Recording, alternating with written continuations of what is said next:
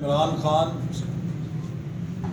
بسم اللہ الرحمن الرحیم آج سلیکٹڈ وزیر اعظم عمران خان اور ان کے ترجمانوں نے پریس کانفرنس کے ذریعے این آر او کھیلنے کی دوبارہ کوشش کی ہے۔ میں یہ بات کہنا چاہتا ہوں کہ یہ حکومت نہایت بے شرمی کے ساتھ جھوٹ بولتی ہے، حقائق کو جھٹلاتی ہے۔ اس کی بغل میں خود این آر او ہے اور زبان پہ این آر او نہیں دوں گا، این آر او نہیں دوں گا، این آر او نہیں دوں گا۔ عمران خان صاحب، پہلے آپ بنی گالہ کی رہائش کا حساب دیں۔ ایک شخص جو وزیر اعظم منتخب نہیں ہوا، سلیکٹ ہوا ہے، کس طرح اس نے ناجائز اختیارات استعمال کر کے 300 کنال پر محیط اپنی رہائش گاہ جو غیر قانونی طور پہ تعمیر ہوئی تھی، سی ڈی اے کے اوپر دباؤ ڈال کے اپنا زون بدلا، اپنے گھر کو زون 3 سے زون 4 میں ڈالا، سی ڈی اے کے سٹیچوٹس بدلے گئے تاکہ عمران احمد نیازی کے محل کو قانونی تعمیر کا سرٹیفکیٹ دیا جا سکے، اور 12 لاکھ کا ایک معمولی جرمانہ کر کے اس غیر قانونی تعمیر کو ریگولرائز کر دیا گیا۔ جس غیر قانونی تعمیر کو ریگولرائز کرنے کا موقع اسلام آباد کے ہزاروں لوگوں کو نہیں دیا گیا، اسلام آباد کے غریبوں کے مکان ڈھائے گئے، اسلام آباد کے کاروباری لوگوں کے کاروبار ڈھا دیے گئے کہ آپ کے نقشے منظور شدہ نہیں ہیں۔ انہیں یہ موقع نہیں دیا گیا کہ وہ جرمانہ جمع کرا کے اپنی غیر قانونی تعمیر کو قانونی تعمیر میں تبدیل کر لیں۔ یہ حق صرف اور صرف سلطنت فراڈیہ، سلطنت مکریہ اور سلطنت الزامیہ کے لیڈر عمران احمد نیازی کو یہ شرف حاصل ہوا کہ ان کی غیر قانونی تعمیر پر کوئی بلڈوزر نہیں چل سکتا۔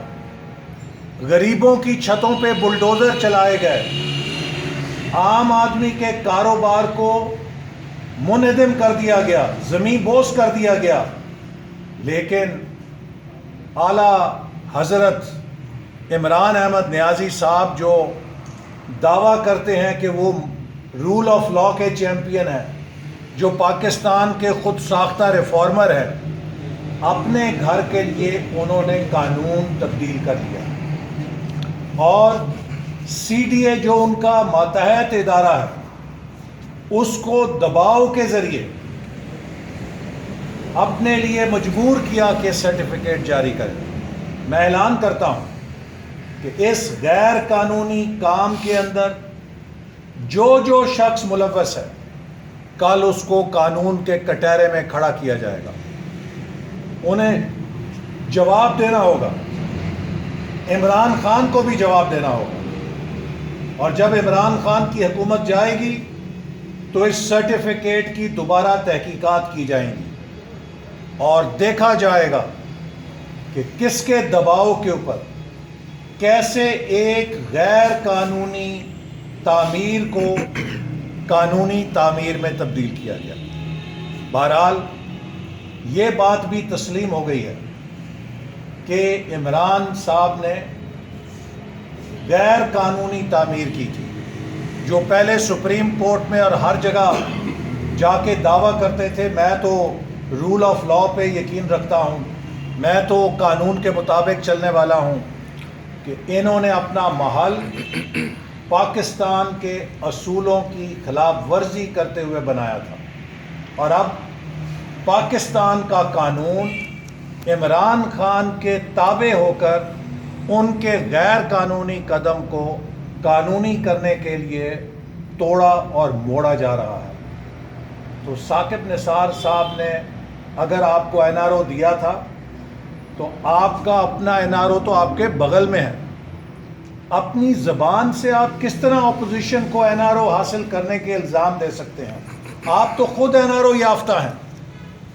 آپ نے تو این آر او سے اپنا گھر بچایا، این آر او سے صادق امین کا سرٹیفکیٹ لیا، این آر او سے اپنی سیاست بچائی، این آر او سے ملک پہ سلیکٹڈ حکمران بن کے بیٹھے، اور اب اپوزیشن کو کہتے ہیں کہ یہ این آر او مانگتی ہے. ہم نے بار بار کہا ہے کہ اپوزیشن این آر او نہیں مانگتی. عمران احمد نیازی صاحب، نہ آپ این آر او دے سکتے ہیں، نہ آپ این آر او کے مجاز ہیں. اپوزیشن کے سارے مقدمے عدالتوں میں چل رہے ہیں اور ان کا فیصلہ عدالتوں نے کرنا ہے. اور میں ایک بار پھر مطالبہ کرتا ہوں کہ اپوزیشن کے خلاف آپ نے جو مقدمے بنائے ہیں اور نیب جو ہمارے خلاف مقدمے چلا رہا ہے، کل بھی میں نے احتساب عدالت میں پیش ہونا ہے، کسی مالی بدعنوانی کے لیے نہیں، نارووال میں ایک سپورٹس انفراسٹرکچر بنانے کے لیے. میں مطالبہ کرتا ہوں کہ میرے مقدمے کا اور مسلم لیگ نون کے خلاف چلنے والے تمام مقدموں کی کارروائی کو ٹی وی پر لائیو دکھایا جائے، تاکہ پاکستان کے عوام کو پتہ چل سکے کہ ہمارے خلاف لگنے والے الزامات کی نوعیت کیا ہے. 2.5 سال ہو گئے ہیں، میں نے آپ کو کئی دفعہ چیلنج کیا ہے کہ کوئی ایک مقدمہ لاؤ جس میں ثابت کرو کہ ہم نے مالی بدعنوانی کی ہے. کوئی ایک مقدمہ بناؤ جس میں ثابت کرو کہ ہم نے کوئی مالی فائدہ اٹھایا ہے. جھوٹے مقدمے بنا بنا کر اور اپوزیشن کی کردار کشی کر کے آپ کتنی دیر تک اپنی نالائکی، نااہلی اور ناکامی پہ پردہ ڈالیں گے؟ آج پاکستان کے اندر گیس کا بدترین بحران پیدا ہو گیا. مسلم لیگ نون نے گیس کی کمی کو پورا کر دیا تھا.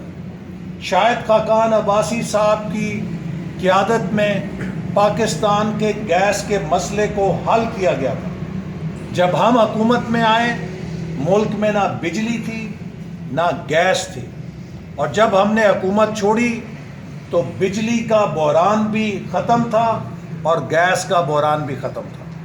آج آپ نے دوبارہ لوڈ شیڈنگ بھی شروع کر دی ہے اور گیس کا بھی بدترین بحران پیدا ہو چکا ہے. اور یہ بحران شاہد خاقان عباسی کے صداقت کا ثبوت ہے کہ اس حکومت نے بر وقت فیصلے نہیں کیے. اس حکومت نے ایل این جی سستی خریدنے کی بجائے مہنگی ایل این جی خریدی، اور یہ بات تحقیق ہوگی کہ اس مہنگی ایل این جی میں کس نے منافع کمایا، کس نے کرپشن کی. پاکستان کو 122 ارب روپے کا جو آپ نے نقصان پہنچایا ایل این جی کے شعبے میں، اس کا ذمہ دار کون ہے؟ پاکستان کے عوام کو 400 ارب روپیہ چینی اور آٹا کے بحران میں نقصان پہنچایا، اس کا ذمہ دار کون ہے؟ پاکستان کی معیشت کو کریش کر کے 2 کروڑ لوگوں کو سطح غربت سے نیچے پھینک دیا، اس کا ذمہ دار کون ہے؟ آپ کتنی دیر اپوزیشن کھیلیں گے؟ اب وقت آ گیا ہے کہ آپ کا محاسبہ کیا جائے. آپ سے حکومت نہیں چلتی، آپ ناتجربہ کار ہیں، آپ اناڑی ہیں، آپ نالائق ہیں، آپ نااہل ہیں. اناڑی بھی سیکھ جاتا ہے لیکن آپ سیکھنے کی بھی صلاحیت نہیں رکھتے، اس لیے کہ آپ کے ذہن میں صرف نفرت بھری ہوئی ہے، حسد بھرا ہوا ہے. لہٰذا آپ قوم کو دھوکہ دینے کی بجائے استعفیٰ دیں. ہم اس ملک کو آپ کی تباہی سے بچانے کے لیے نکلے ہیں. ہم نے این آر او نہیں لینا، لیکن ہم نے آپ کے اس این آر او کا حساب ضرور لینا ہے جس کو آپ بغل میں دبا کر اس ملک کی تباہی کر رہے ہیں. آج پاکستان میں جو اس وقت مسائل ہمیں درپیش ہیں، ان کا واحد حل نیا انتخاب ہے، اس حکومت سے چھٹکارا ہے، اور پی ڈی ایم نے جو فیصلہ کیا ہے کہ فیصلہ کن لانگ مارچ ہوگا، جس دن گوادر سے قافلے نکلیں گے، کراچی سے قافلے نکلیں گے، گلگت سے قافلے اتریں گے، مظفر آباد سے قافلے آئیں گے، لاہور سے چلیں گے، پشاور سے چلیں گے، قبائلی علاقوں سے چلیں گے، ملتان بھاولپور سے چلیں گے، تو پھر ان قافلوں کی منزل اسلام آباد ہوگی، اور آپ کو پتہ چلے گا کہ بندوبست کا دھرنا کیا ہوتا ہے اور عوام کا دھرنا کیا ہوتا ہے، اور آپ کو انشاءاللہ تعالی گھر بیچ کے ہم دم لیں گے، چونکہ ہم نے پاکستان کو بچانا ہے۔ انشاءاللہ ترجمانوں کے ذریعے، سوشل میڈیا کے ذریعے ملک نہیں چلتے۔ مجھے عمران صاحب آپ بتائیے، آپ کی کابینہ میں وہ کون سے 3 نام ہیں جو اس ملک کو معاشی بحران سے نکالنے کے لیے قوم کا، سرمایہ کاروں کا اور دنیا کا اعتماد بحال کر سکتے ہیں؟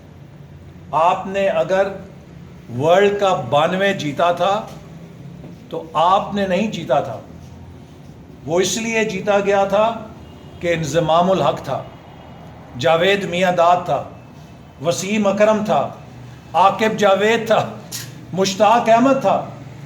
آپ اپنی کابینہ جو لوٹوں سے بھری ہوئی ہے، مجھے بتائیں کہ آپ کی کابینہ میں کون سا انضمام الحق ہے؟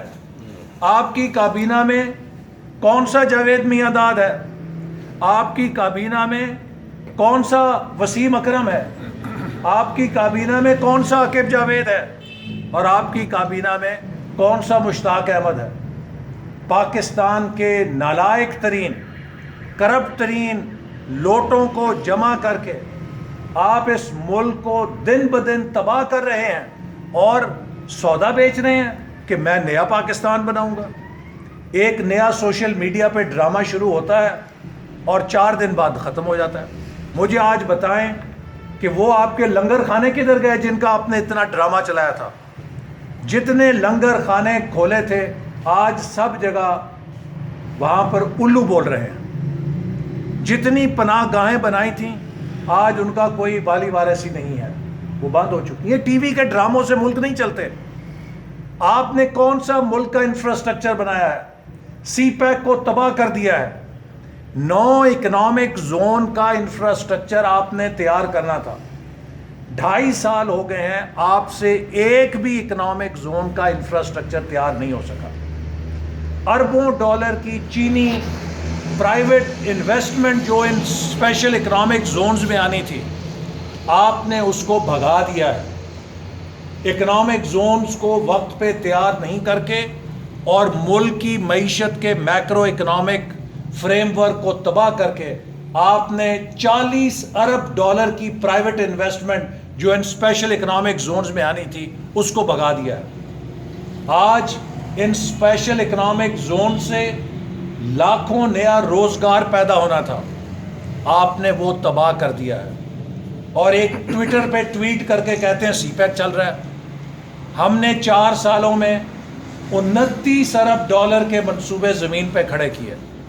آپ بتائیے، آپ کے 2.5 سالوں میں کتنے منصوبے چلے ہیں؟ کون سے نئے منصوبے چلے ہیں؟